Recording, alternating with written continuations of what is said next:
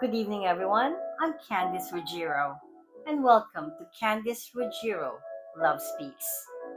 Tonight, we're talking about something that many of us carry in silence: guilt. Guilt is a shadow that follows us, whispering, "You should have done more. You should have known. You should have been better." It keeps us trapped in a moment we can never change, replaying it over and over as if somehow, if we think about it enough, we can rewrite the past. But we can't, and yet we struggle to let it go. And I know this feeling in the deepest, most painful way. I remember it was Saturday morning, just another morning. I was working on my online tutoring, focused on the task in front of me. I didn't know that at that same moment, my husband was in pain. I didn't know what was happening in the other room. And then yelling, chaos, someone shouting that we needed to go to the hospital. And even then, I didn't rush. I thought I had time. I had to change first. I had to gather myself. I had to look for car keys. But I didn't know.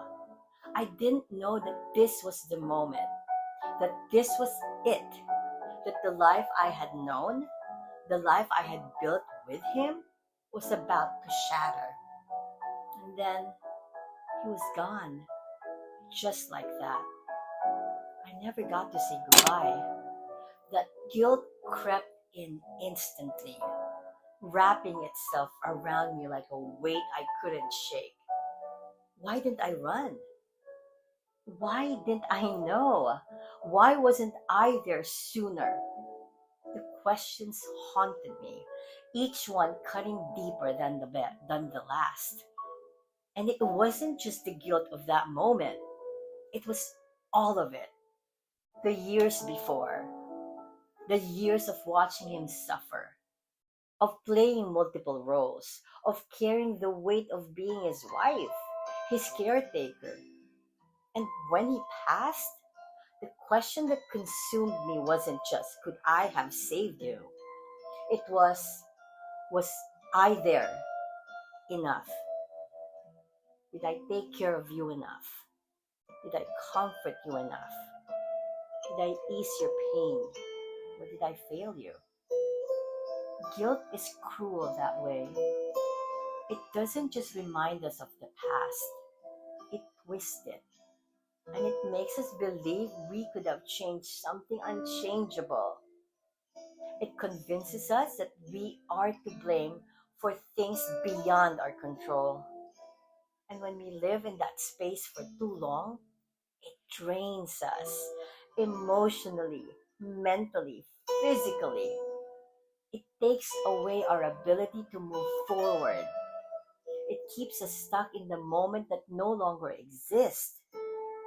But here's what I've learned: guilt is not proof of failure, it is proof of love. We only feel guilty when we care deeply, when something or someone mattered to us beyond words. That's when you feel guilt. My guilt was never about neglect, it was about love and life. It was about wanting to have done everything in my power to make his life easier, to make his pain less, to have been there in those final seconds. And maybe you felt that kind of guilt too. The kind that says, if I had just done something differently, maybe things wouldn't have ended this way. We cannot live our lives chained to the past. We cannot let guilt steal our life, the memories, and the beauty of what we did do. So, how do we let go? First, we have to face it without judgment. Instead of running from the guilt, we acknowledge it. We name it.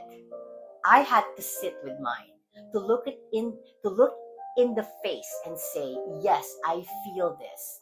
Yes, it is heavy. but it's not my truth. Then we have to separate what we could control from what we couldn't. The hardest part of grieving is realizing that some things were never in our hands to begin with. I could not change the fact that my husband was sick. I could not change the moment he left this world. And even if I had rushed, even if I had been by his side that second, would it have changed the outcome? Or would it have only changed my memory of it?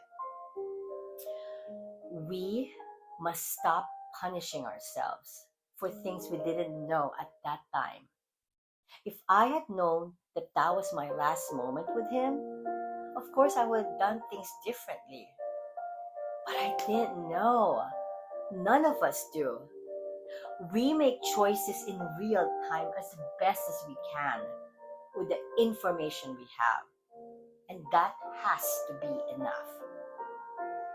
Next, we must challenge the lies guilt tells us. Guilt says you should have done more. But the truth is, I did everything I could with all the love I had for as long as I could. Guilt says you weren't there enough. But the truth is, I was there through the hardest moments, through the suffering, through the love and the pain alike. I was there in the ways that mattered. And then, perhaps, the hardest step of all, we have to give ourselves permission to heal. Letting go of guilt is not forgetting. It is not saying that the past doesn't matter. It is choosing to move forward in a way that honors what we lost without letting it destroy us. For a long time, I didn't know if I could do that. I didn't know if I could stop replaying that day, that moment, those feelings.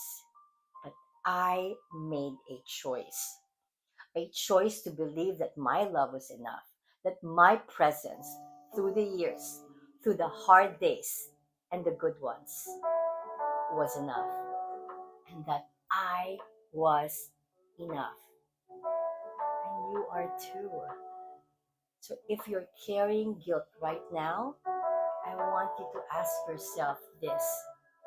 What would I say to someone I love if they were carrying this burden? You know what you would tell them? You did your best. You gave your heart. You are allowed to heal. So why can't you say that to yourself? So I want you to take a deep breath right now. Feel that weight on your chest. And as you exhale, release even just a little bit of it. Because you deserve peace. You deserve healing. You deserve to live. Guilt is not your identity. It is not your truth. You are not the mistakes you think you made. You are the love you gave. The time you spent, the presence you brought, and that is more than enough. I just want to thank you for joining me tonight on Candice Ruggiero. Love Speaks, and please be kind to yourself. You deserve it.